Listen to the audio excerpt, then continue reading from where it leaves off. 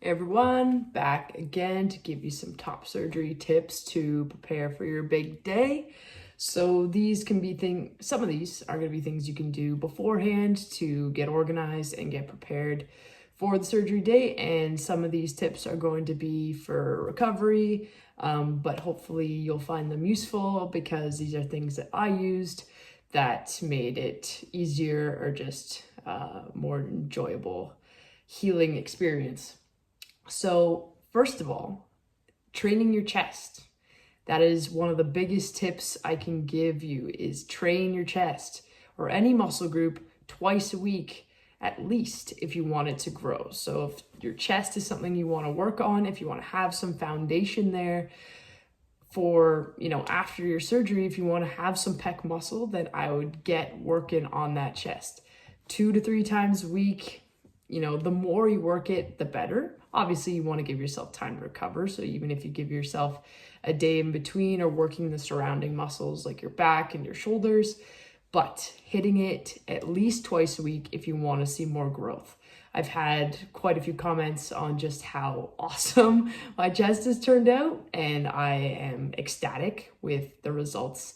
And it's all those hours that I put in the gym doing those workouts, and also my surgeon as well and her talents, but it's a combination of the two. So if you want to have more of that physique as soon as you're recovered from your surgery, then get working on your chest. Number 2 is to move household items so that they're in reach. So if you have like dishes that are on top levels and you can't reach basically more than this to get them, then I would move them lower. So as you are able to before your surgery, grab some of those items that you know you're going to need that are out of reach and put them within reach. That's going to be really helpful, especially if you live on your own and you don't have someone to help you.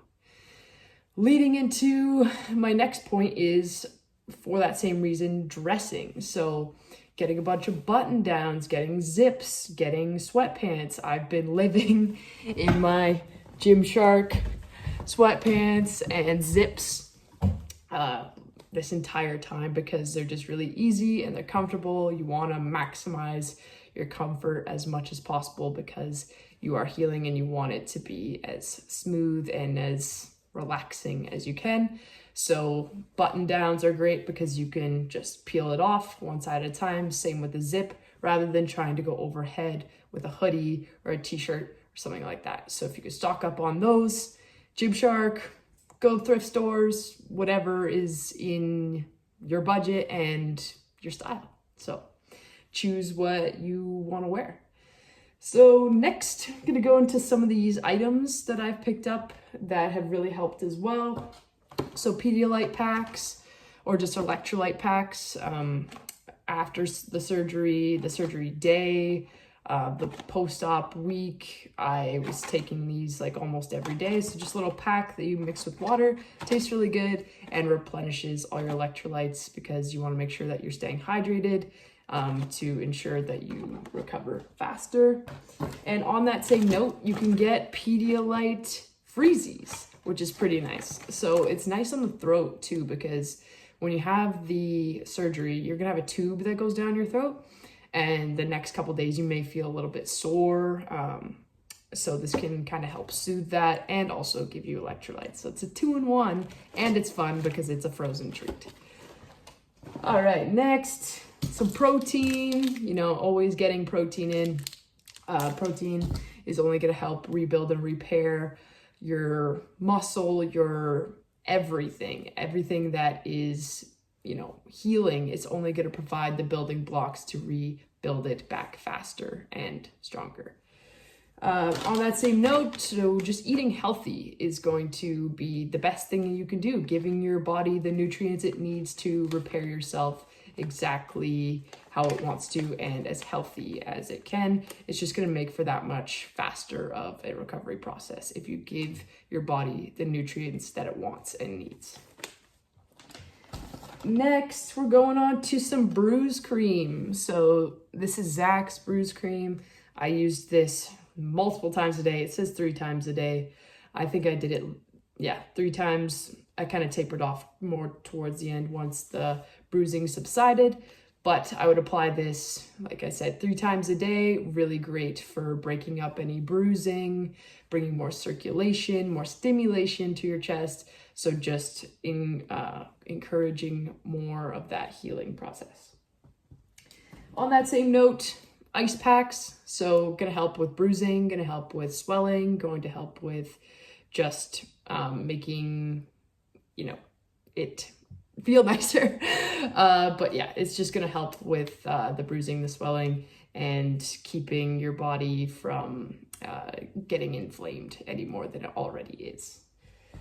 Next, some body wipes, face wipes, body wipes. Use 2 different kinds.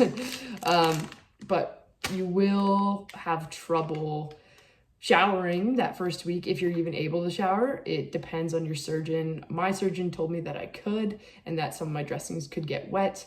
I just got a bit nervous about the drain sites and, having some of that stuff wet, so I chose not to. So I would just shower myself by body part. I had one of those handheld ones. So I'd ask my partner to get it off the hook.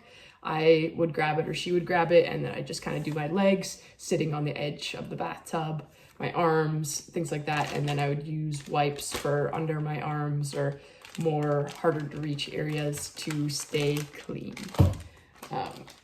So after that, you want to enjoy your time while you're recovering as well. So, getting some good reads, great idea, because you're going to be laying down a lot, you're going to be lounging a lot. So getting yourself some good reads is a good idea. Crosswords, Sudoku, things like that. Coloring books. These are all great ways to pass the time because you're going to be filling some of your day. You can only go for a short walk or shower so many times. And that's the only time. Hey, Nelly. That's the only time you get to take your binder off once you have the drains out is when you shower. So speaking of the short walks, I've been going on 2 short walks a day. It can get a bit uncomfortable, like I said, with the binder. And also when you get warm, it can just get a little uncomfortable, a bit sweaty underneath. So low and slow is the way to go. Rhyme. So yeah, I would just stick to that. And obviously over time, I'll be increasing my physical activity, but I'm going to be very cautious about doing that, and stay tuned for how I do that. Next is one of these padded like desks or tabletops. So this is nice for when you're sitting on the couch or you're sitting or laying in your bed or wherever you may be. This is great for eating or coloring or whatever you're doing. Just makes it easier, and it has a little spot for your drink, but it's just going to be that much more comfortable to hang out in your bed and do your activities. Next one is a pack of straws. My partner got this for me. So they'll come in like different shapes and things, and some of them are really long, but it can just be handy in terms of having to reach for your drink or having to bend. So it just makes it a little bit easier. Hope you like the demonstration for drinking things and such. Next, these are more for when I'm not wearing my binder anymore and I'm trying to take care more of the scars. So mine will just be around the nip, but I have got bio oil. I don't know if you can see that there. Refocus it here. Bio oil. And then I also have the scar recovery gel that came directly from the surgeon's office. So the gel softens, smooths, and minimizes the appearance of pink scars as shown in clinical studies. So ideally just help with scarring. There's so many out there. I have another one as well somewhere that's for scars. So I'm gonna try a few different options, but might as well try them all. And last but not least is pillows.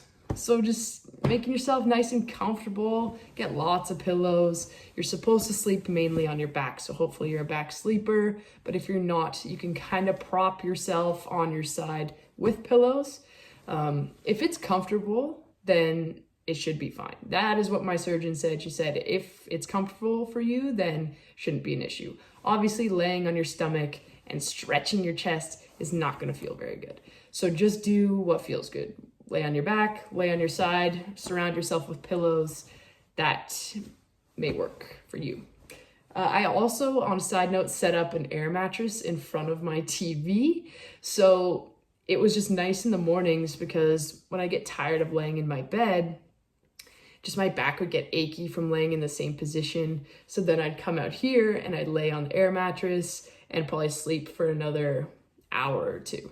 Just because it was something different, it felt different, and it was just nice to kind of mix up the position. And then it was also sweet for watching TV and stuff during the day, at night, in the morning. It's just nice to have the option.